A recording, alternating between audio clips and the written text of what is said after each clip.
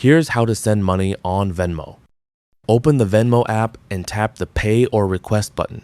Search for the person you want to pay by entering their name, Venmo username, phone number, or email address.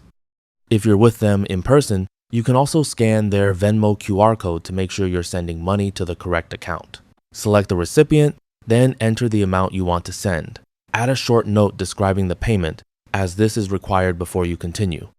Next, choose your privacy setting. You can make the payment private, friends, or public, depending on who you want to see the transaction. Then, select your payment method. If you have enough money in your Venmo balance, it can be used for the payment. Otherwise, choose a linked bank account or debit card. Less, if you use a credit card, Venmo may charge a fee.